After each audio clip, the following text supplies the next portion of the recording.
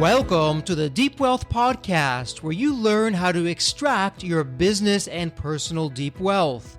I'm your host, Jeffrey Feldberg. This podcast is brought to you by Deep Wealth and the 90-Day Deep Wealth Experience. When it comes to your business deep wealth, your exit or liquidity event is the most important financial decision of your life. But unfortunately, up to 90% of liquidity events fail. Think about all that time and your hard-earned money wasted. Of the quote-unquote successful liquidity events, most business owners leave 50% to over 100% of the deal value in the buyer's pocket and don't even know it. I should know. I said no to a seven-figure offer and yes to mastering the art and the science of a liquidity event. 2 years later, I said yes to a different buyer with a 9-figure deal. Are you thinking about an exit or liquidity event? Don't become a statistic and make the fatal mistake of believing the skills that built your business are the same ones to sell it. After all, how can you master something you've never done before? Let the 90-Day Deep Wealth Experience and the 9-step roadmap of preparation help you capture the best deal instead of any deal. At the end of this episode, take a moment and hear from business owners like you who went through the Deep Wealth Experience. Dave Bookbinder is a managing director at B. Riley Advisory Services with a focus on business and intellectual property valuation. Known as a collaborative advisor, Dave has served thousands of client companies of all sizes and industries. Dave is the author of a #1 best-selling book about the impact of human capital on the valuation of a business enterprise called The New ROI, Return on Individuals. Dave is also the host of Behind the Numbers, the show that digs deeper to understand what matters most in business. The show is enjoyed in 74 countries and ranks in the top 5% of all programs globally.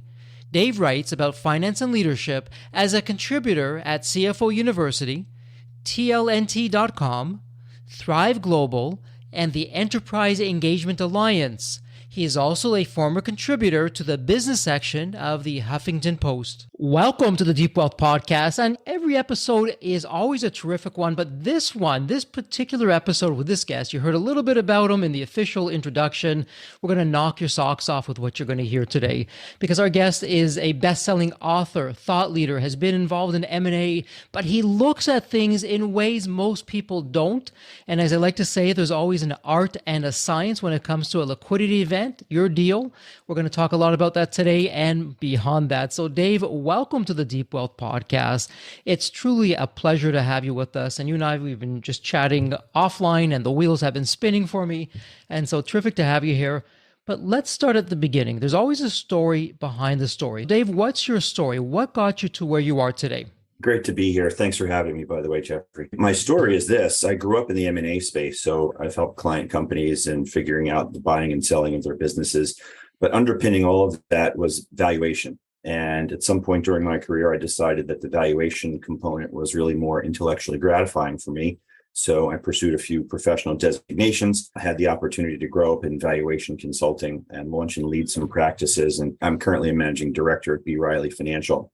Throughout my career, in addition to valuing businesses, I've also valued intangible assets. And one of those intangible assets is human capital. And I never really thought that the methods that we in the valuation profession use told the whole story. And the accounting profession doesn't recognize the value of people. Obviously, they're not on the balance sheet for those who don't know.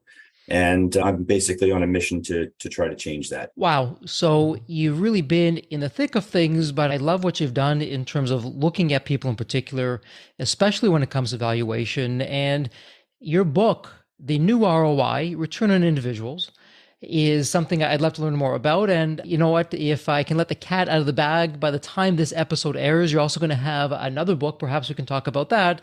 But first things first, let's talk about valuations and then let's put people into the valuations. So from a valuation perspective, when you're looking at a business, what do you think our listeners should know that they're probably not going to hear from other people, but is so important for them to keep in mind?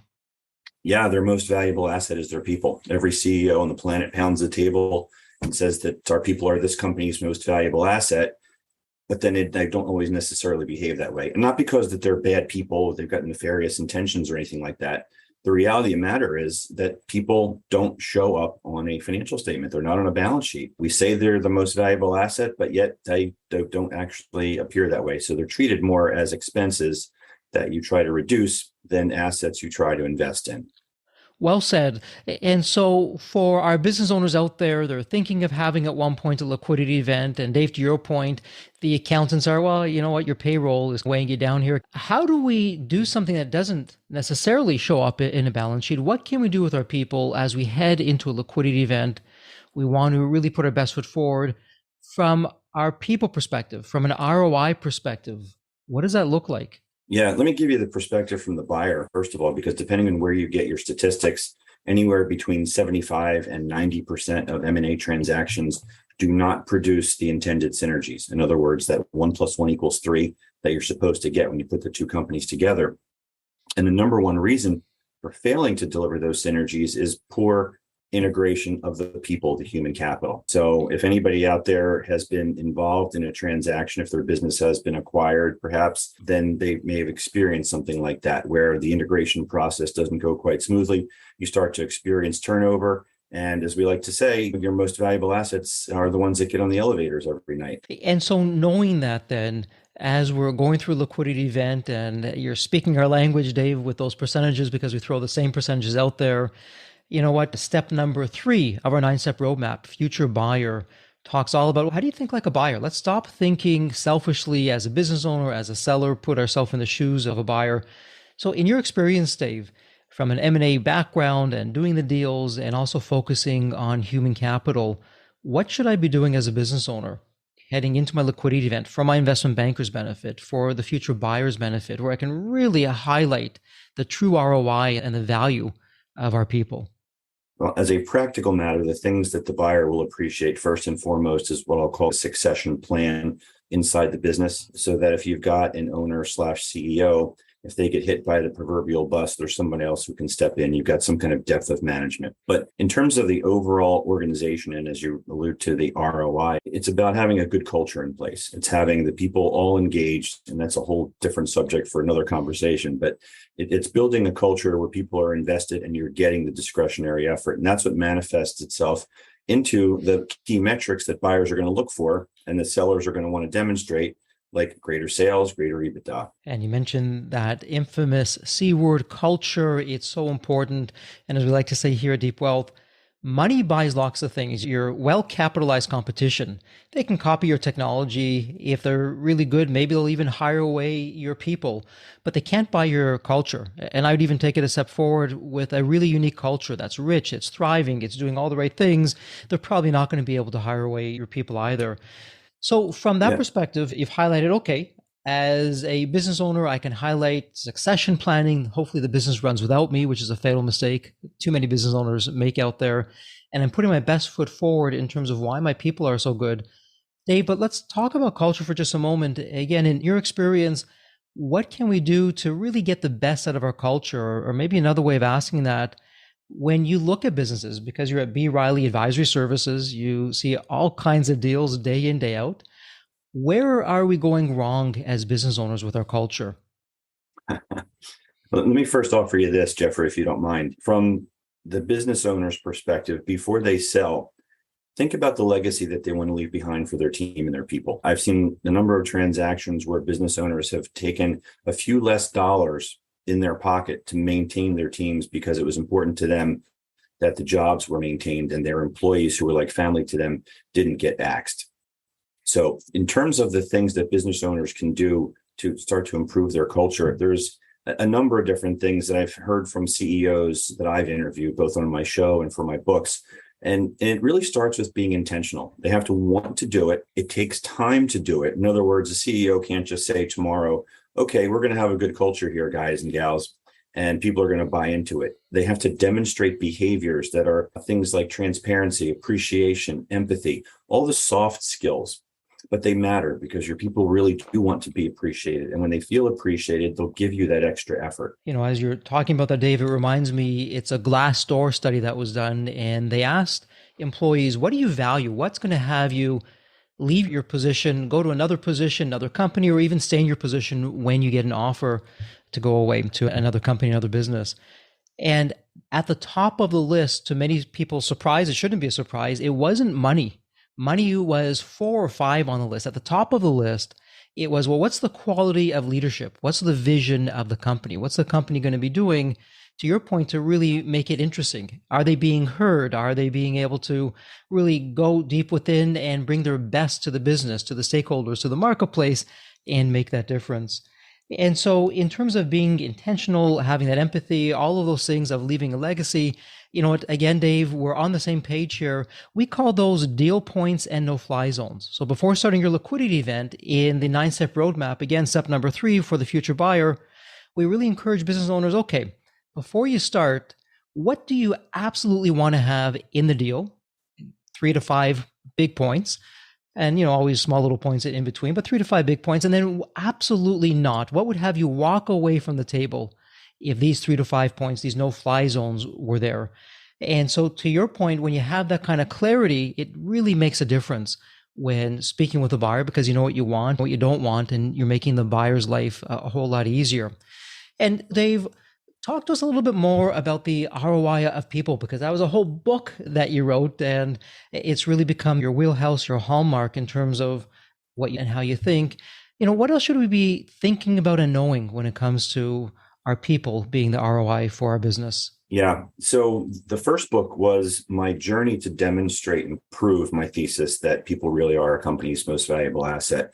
And I actually never intended to write that book, Jeffrey. I wrote an article and it caught traction and people started to encourage me. I need to do more. And long story short, it ultimately had to become a book because there was so much content that ultimately accumulated. The second book happened the same way, but it's a kind of a compendium of the conversations that I've had on my show, Behind the Numbers. But here's the big thing I would want to share. And that is, when I tell you that people are your most valuable asset and it really moves the needle in terms of overall returns, I'm not just making this stuff up.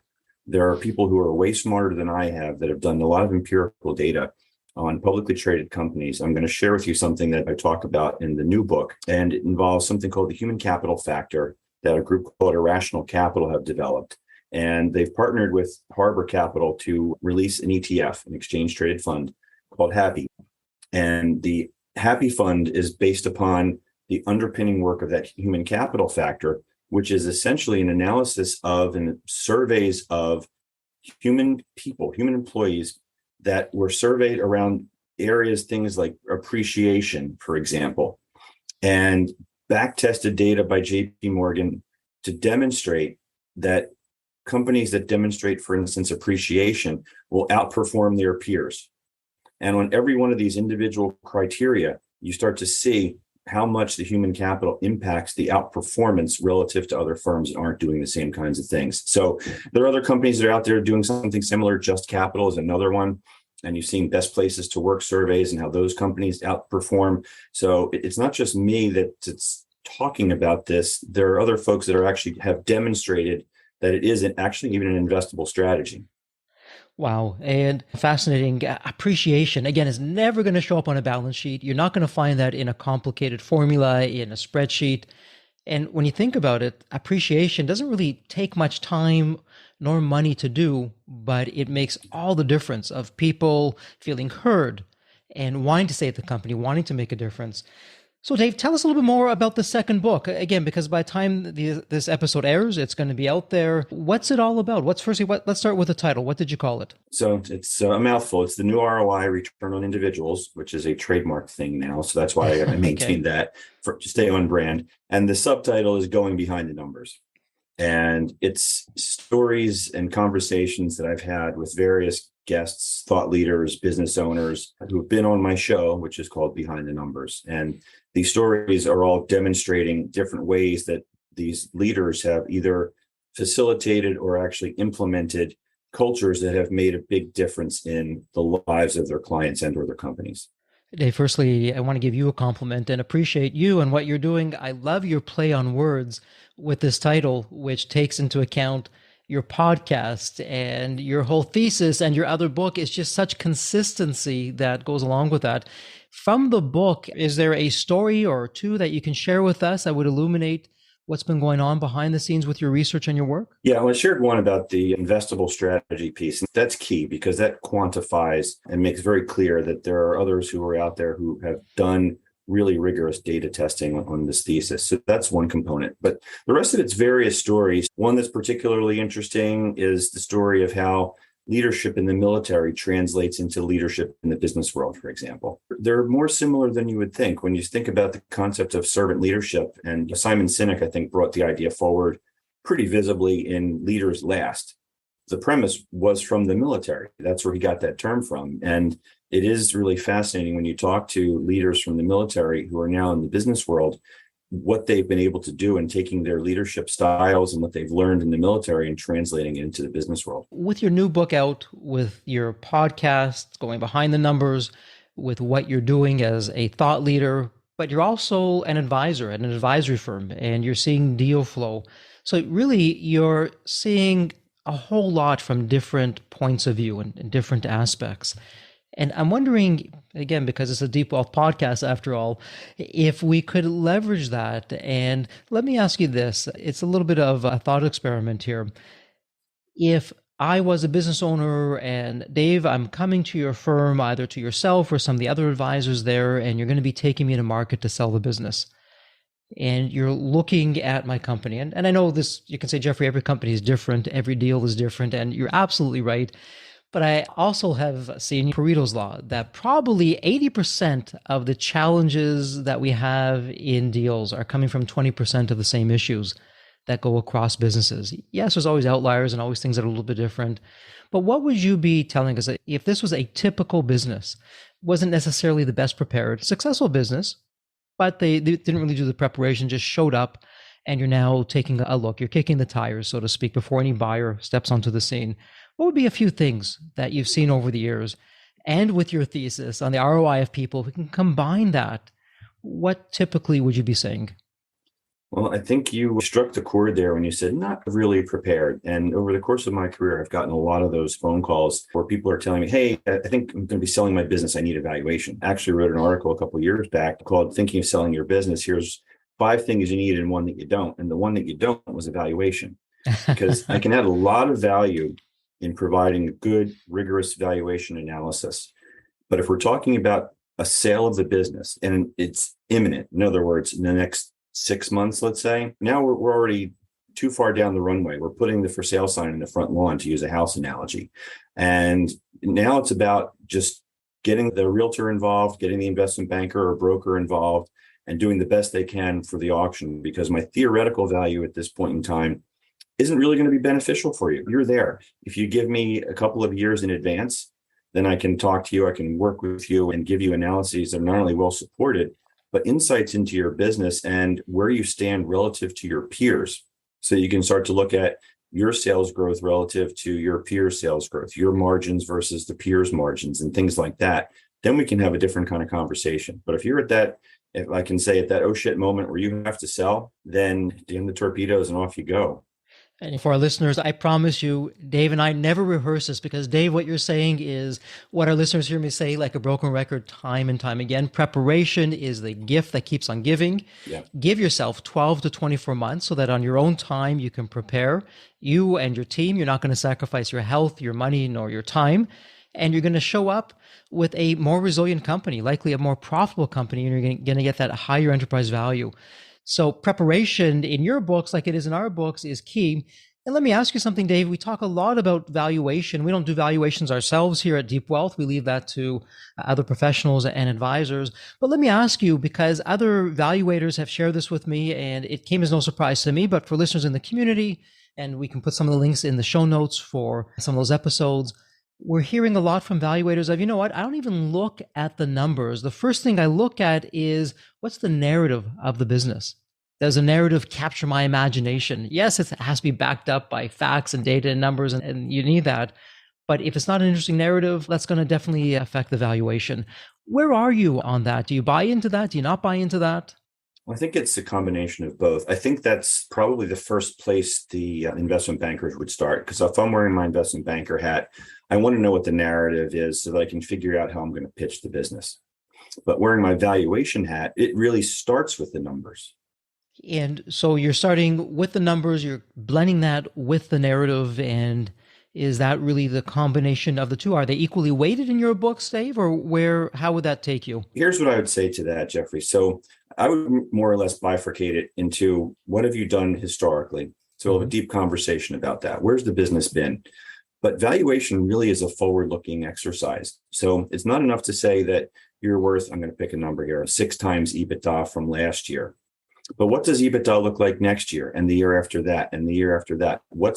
There you get into more of the narrative, I guess, if you will. What's the future going to look like? Because there's a couple of different ways that we would value that business. One might be certainly using the historic multiples, as I just alluded to, but also forward-looking multiples. But perhaps even more importantly is a method called the discounted cash flow model, where we take a forecast of the business for the next 5 or 10 years and go all the way down to free cash flow and bring those benefits back to today's dollars at an appropriate level of risk. So what does the future look like? And here's a quick nugget for the audience as they're thinking about maximizing their valuation in terms of an exit sale.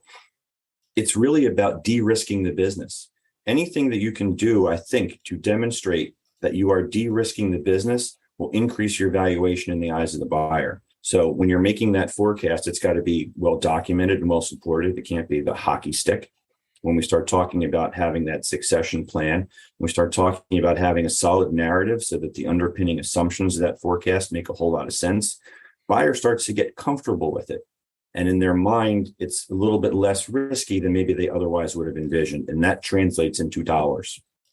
And Dave, again, you're speaking our language, what we often say to the community. And for the more straightforward, logical people, they have a hard time accepting this. This has been our experience. This has been my personal experience in my own liquidity event. We're all people. As sellers, we're people. As buyers, we're people. As investment bankers, we're people. And I'd love your thoughts on this, that as people, we tend to make decisions, even big decisions, on emotion first, and we justify it with logic later. And in the art side of a liquidity event, where that becomes important, obviously you have to back up the narrative with data and facts. But if you have an exciting narrative that you can back up, that paints a very bright and prosperous future for tomorrow. Because Dave, you hit the nail on the head. Buyers know what you did yesterday. They know what you did today.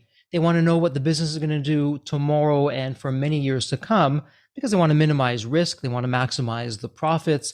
And when they get that narrative, that excitement can really help to elevate enterprise value, and through a competitive bidding process, leverage that to even get the multiples up higher. But would love to hear your commentary and even experience with that. Yeah, I'm a big fan of the auction. I know there are a lot of business owners out there who may be listening and thinking, I really don't want to pay an intermediary to sell my business. I know everybody who's in my space. I'll just reach out to them and talk to them myself and negotiate my own deal. And my advice to them would be that if you've never done it before or you don't do it on a regular basis, you're hurting yourself. You're leaving money on the table. When the buyer gets that confidential information memorandum, and it has number 18 in the upper right-hand corner, they know that you're running a real process, a formal process. Other buyers are seeing the same information that they are.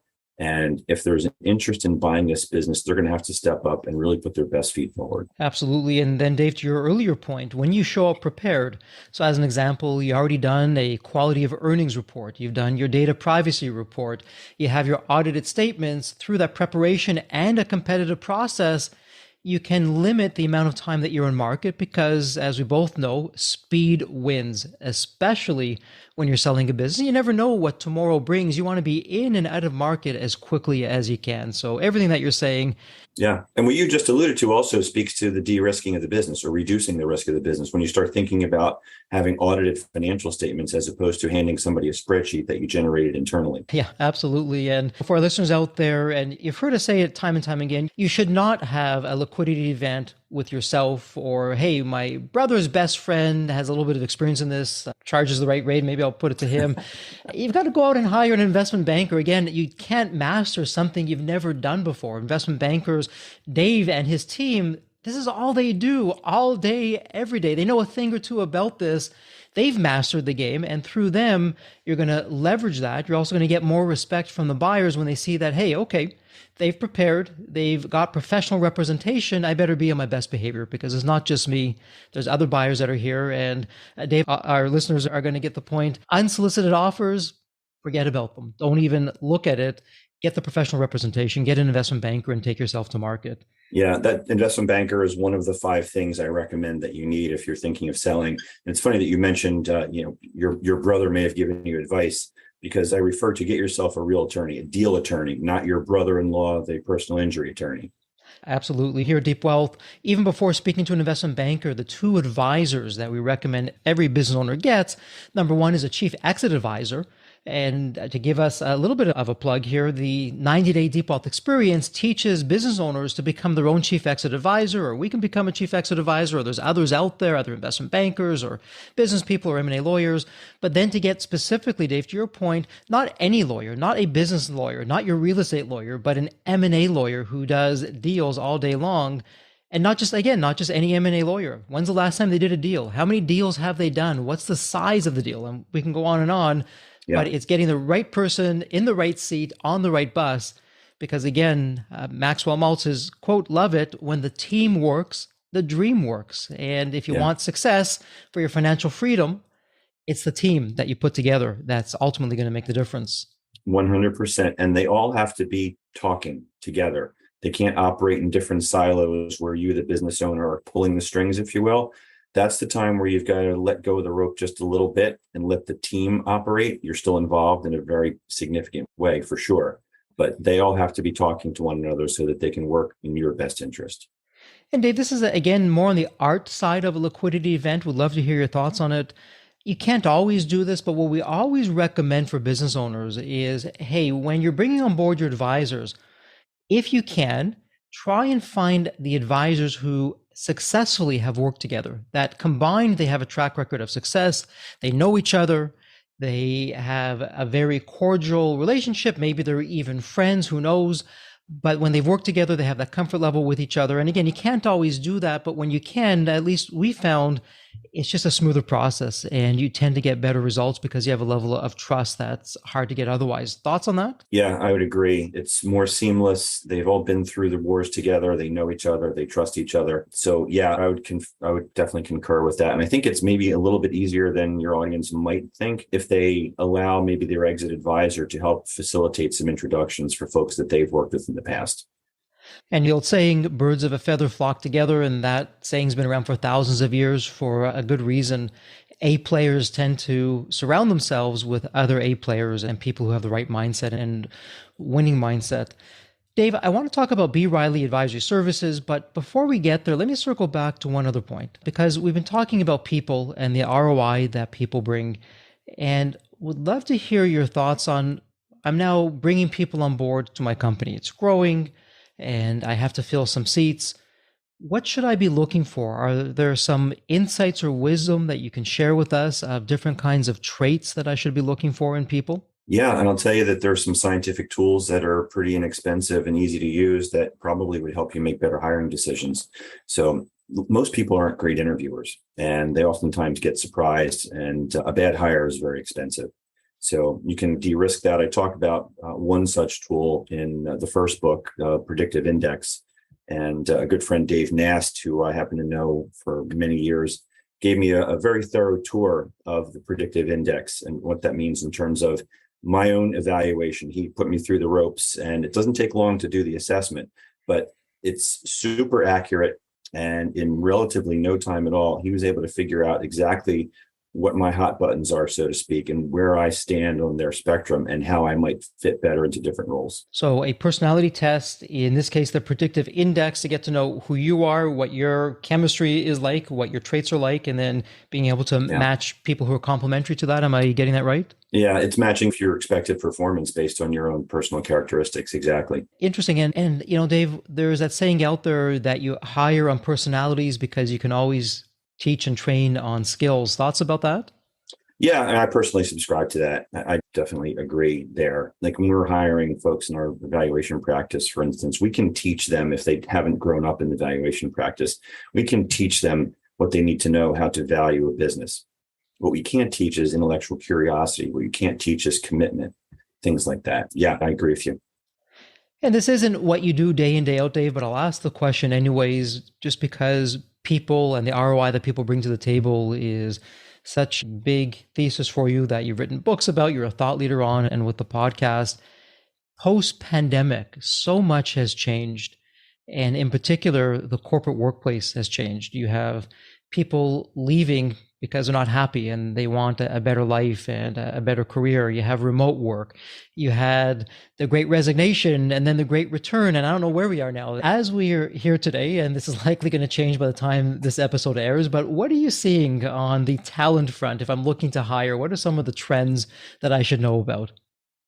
Well, based on my own personal experience, it's been a very tough market. I've been looking for some qualified candidates, and it's tough. We talk about the great resignation, and you wonder, where did everybody go? But in terms of where we are now in return to office, I hear a lot about that as I'm talking to business leaders. And there seems to be a recurring theme right now, Jeffrey, and that is a hybrid work environment seems to be what's preferred by employees. Employers might not necessarily prefer that, but they recognize that there's a need for it.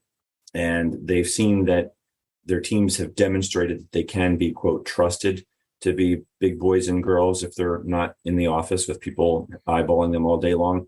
So what I'm seeing is when you're not talking about manufacturing where folks have to be in, but we're talking kind of professional services space or those professional marketing, accounting functions inside of manufacturing firms, it's generally 3 days a week.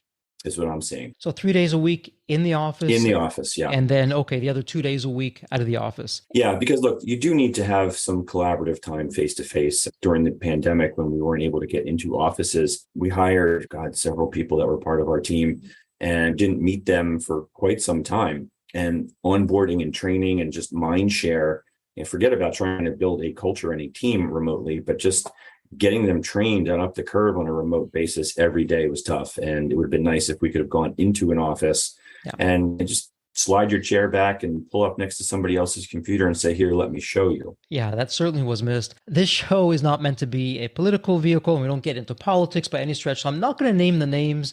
People can look them up. They've probably already heard of it, both in the consulting world and also in the financial world. Some of the investment banks and some of the banks, they've very clearly have said from the top leadership that productivity has gone down from remote work. So don't believe what you're hearing about remote work being good for the employees and it keeps them happy and it keeps them engaged. Productivity is gone down. America is no longer competitive. We're losing ground to the competition, and everyone should be back in the office 5 days a week, no ifs, ands, or buts, so we can get the productivity back up and out there and actually get ahead of everyone else once again. Where are you on that? What do you think? I think there's a couple ways to skin that cat. One, a cynical view might be that I wonder how much office space that they have and what their rental expense is, and are they trying to maximize that? The other thing, to be fair to some of them, when you've got, say, a manufacturing company and you've got the folks on the production floor in the shop every day, and then you've got we'll call them executives or the management team that are not on the floor, not being required to go to work, that creates some cultural misalignment in its own. So I don't know that it's necessarily a productivity thing. I generally think that we've all learned that we can work remotely. And I think we've all done that successfully before it became a necessity. But I think when you've got that dichotomy of folks on the floor and marketing team, for example, is not in the office, that creates some internal, we'll call them animosities, which could manifest itself in culture, which then would impact productivity. So it sounds like there's a lot to this. But Dave, I'm wondering if this was a knowledge workplace only, so there's no manufacturing going on whatsoever. It's all knowledge workers who could be in the office, don't have to be in the office.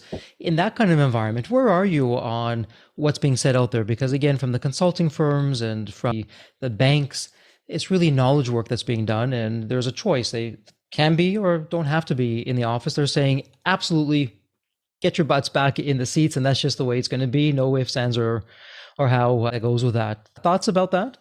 Look, I start with trust. I trust my teams to do what they're supposed to do. I was a single dad for, probably at least 12 years or more, and worked for some great leaders who had empathy, and I would walk through fire for them. That's one of the underpinnings of my new ROI thesis as well. But I would do anything for those folks because they recognized what my circumstances were. They trusted me, and I returned that. So that's where I start. I start with the trust and believe that people are going to do the right thing. But I will say that just recently read another article about folks who are taking side gigs, and they're working remotely from home for company A, and they're doing contract work for company B, maybe even on company A's time. Wow. There's certainly some of that going on for sure. Sure. It's perhaps easier now to do than it was before, and there's always a few bad apples, so to speak, in the cart. But your earlier advice, really, it's taking more of a moderate kind of approach of, okay, yes, you can have some offsite work, but 3 days a week, let's have you in the office where we can collaborate, see each other, and then 2 days you can be doing the remote work. And that seems to,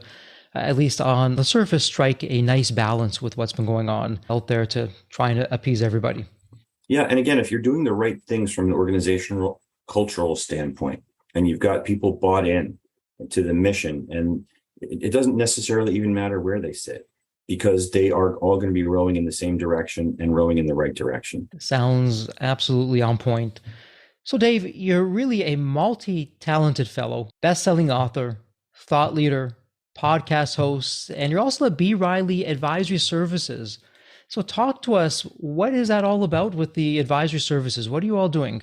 Yeah, so my team is the valuation practice. So we're valuing businesses, we're valuing intangible assets, as well as machinery and equipment and real estate. The firm does a whole lot more. So we've got a holistic line of services for our client companies, basically cradle to grave services, from venture capital to our investment banking team. We're raising debt, we're raising equity for companies. We do equity research. We've got an operations management team, wealth management, and that's just scratching the surface. So basically, it's cradle to grave services for company. I would say check out the website, brileyfin.com, and I'm sure there's something there that might intrigue you. And again, we'll have all that in the show notes. So it'll be literally a point and click for all of our listeners to be able to check that out and find that. And before we leave the whole B. Riley Advisory Services side, two quick questions for you. So in terms of being, you're not a boutique firm, because you're cradle to grave, as you say. You really have all the services in-house. That puts you in a different league, if you will, compared to other firms and investment banks. Can you talk to our listeners about some of the advantages of that? And I'll throw an aspersion right off the bat as you think about that. Some people are saying, oh yeah, okay, sure, yeah, they're this huge, gigantic firm, but I'm probably paying through the nose for it. That's why they're so big. And they have these fancy offices and marble floors and granite tops and all those other kinds of things. What's really going on as a bigger firm that we should know about? Well, if you've been thinking that valuations are too complicated or too expensive, for example, I'm going to try and bust that myth for you. And I'd say I would encourage folks to give me a call. Now, I believe in building relationships for the long haul, Jeffrey, and I work with my clients. I always have taken that holistic view. I'm really fortunate to be with a firm now that offers these different things, but I'm in a profession where most of the time we're perceived to be a commodity in the same way accountants and attorneys are perceived to be a commodity. So I've always tried to try and find ways to differentiate by adding value. And most of the time that adding value was trying to connect the dots around other things that I could offer to my clients. So perhaps helping them either in expense reduction, revenue growth, sales and marketing, or helping them prepare for an exit, for instance.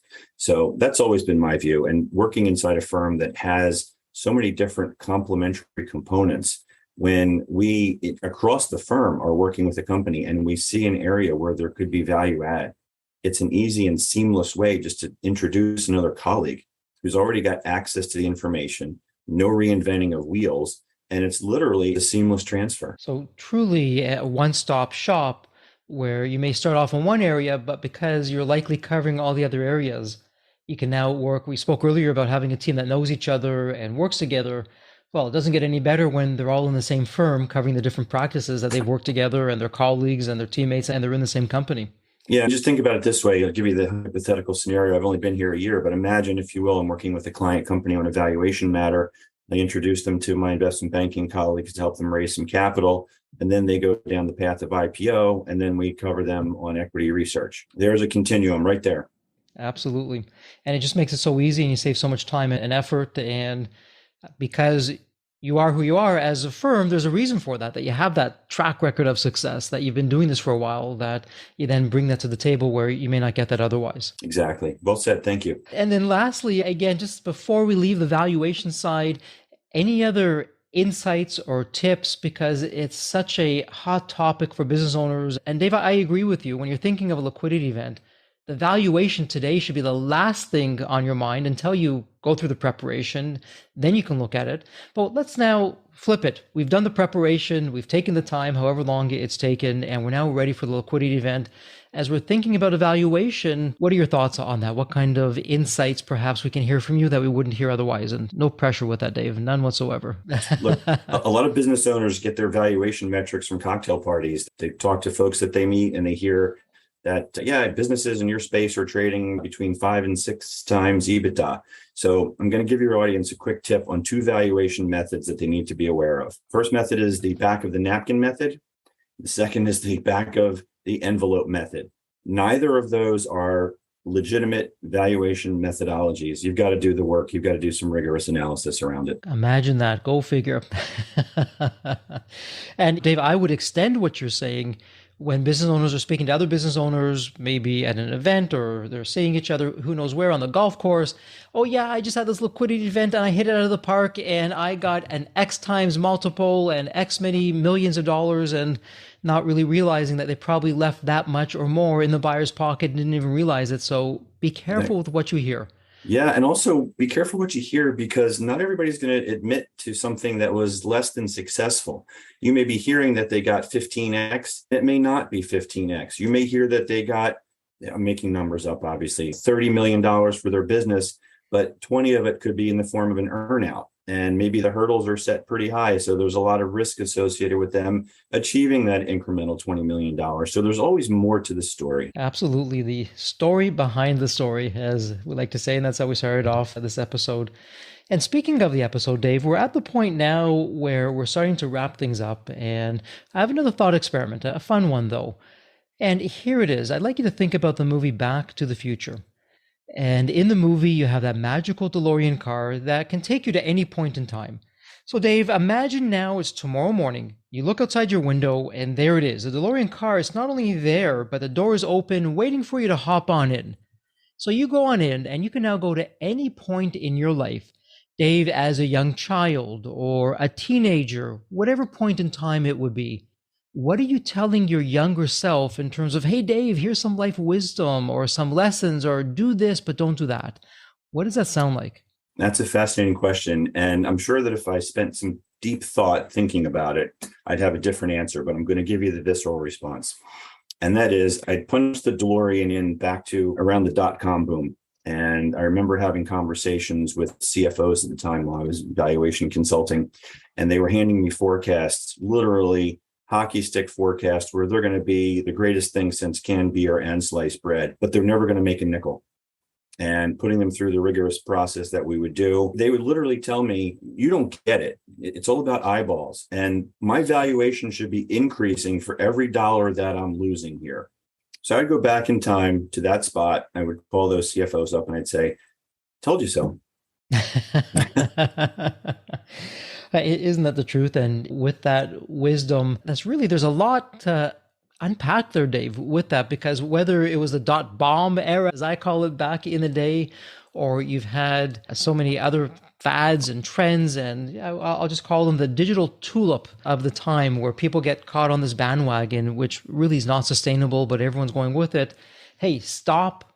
Does it make sense? Does it go back to basics? And if it doesn't, think twice before you go in that direction. And Dave, to your point, we can swap stories here. I remember with my e-learning company, which had real customers, it was profitable. And I remember to this day, I was at a trade show and this new competitor was on the scene and all venture packed money and everything else. And he pulls me aside and he says, Jeffrey, your company, Embanet, you're a dinosaur. You're not going to survive. Companies like me, we're giving it away for free. Dave, to your point, we're giving it away for free. You're not going to possibly survive. Well, looking back, we know the epilogue on that one, and Embanet went on to a 9-figure deal. That company never saw the light of day, and that was that. But it goes to the point of just be careful who you're listening to, who you're surrounding yourself with, and what you're doing, particularly when it comes to trends. So, yeah, fundamentals matter. Remember the old sock puppet?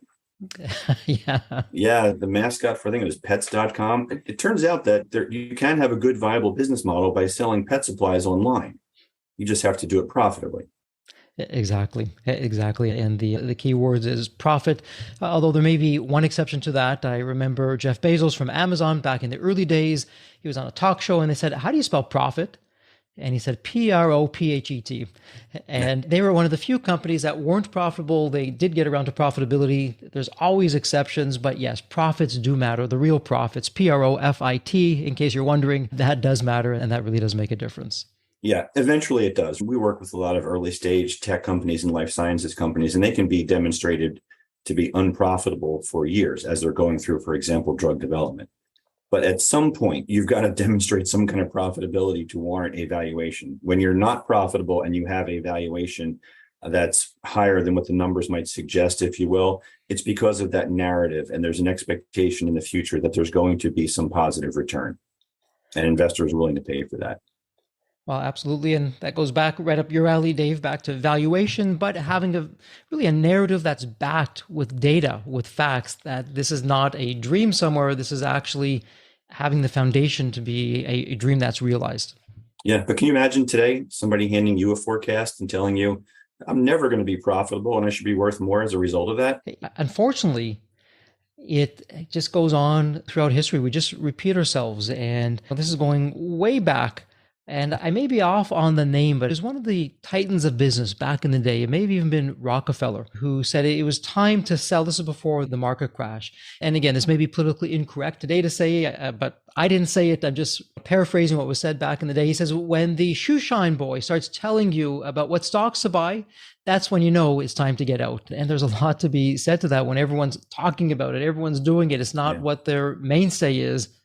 Be worried. Be very worried. Now it's Reddit. Exactly. That could be a whole other episode that you and I could just riff off of each other on and have a lot of fun with. For sure. But on that note, we're going to wrap up this episode. Dave, thank you so much for taking part of your day and spending with us on the Deep Wealth podcast. And as always, please stay healthy and safe. It's been my pleasure. Thanks so much for having me. The Deep Wealth experience was definitely a game changer for me. This course is one of the best investments you will ever make, because you will get an ROI of 100 times that. Anybody who doesn't go through it will lose millions. If you don't have time for this program, you'll never have time for a successful liquidity. I mean, it was the best value of any business course I've ever taken. The money was very well spent. Compared to when we first began, today I feel better prepared, but in some respects, maybe less prepared, not because of the course, but because the course brought to light so many things that I thought we were on top of that we need to fix. I 100% believe there's never a great time for a business owner to allocate extra hours into his or her week or day. So it's an investment that will yield results today. I thought I will reap the benefit of this program in 3 to 5 years down the road. But as soon as I stepped forward into the program, my mind changed immediately. There was so much value in the experience that the time I invested paid back so much for the energy that was expended. The Deep Wealth experience compared to other programs is the top. What we learned is very practical. Sometimes you learn stuff that is great to learn, but you never use it. The stuff we learned from Deep Wealth experience, I believe is going to benefit us both. I've done an executive MBA. I've worked for billion-dollar companies before. I've worked for smaller companies before I started my business. I've been running my business successfully now for getting close to a decade. We're on a growth trajectory. Reflecting back on the Deep Wealth, I knew less than 10% what I know now. Maybe close to 1% even. Hands down, the best program in which I've ever participated. And we've done a lot of different things over the years. We've been in other mastermind groups, gone to many seminars, workshops, conferences, retreats, read books. This was so different. I haven't had an experience that's anything close to this in all the years that we've been at this. It's 5-star, A+. I would highly recommend it to any super busy business owner out there. And Deep Wealth is an accurate name for it. This program leads to deeper wealth and happier wealth, not just deeper wealth. I don't think there's a dollar value that could be associated with such an experience and knowledge that could be applied today and forever. Are you leaving millions on the table? Please visit www.deepwealth.com/success to learn more. If you're not on my email list, you'll want to be. Sign up at www.deepwealth.com/podcast. And if you enjoyed this episode, if it added value, if you walked away with some new insights and strategies, please leave a review on your favorite podcast channel. Reviews help us reach new listeners, grow the show, and continue to create content that you'll enjoy. And as we wrap up this episode, as always, please stay healthy and safe.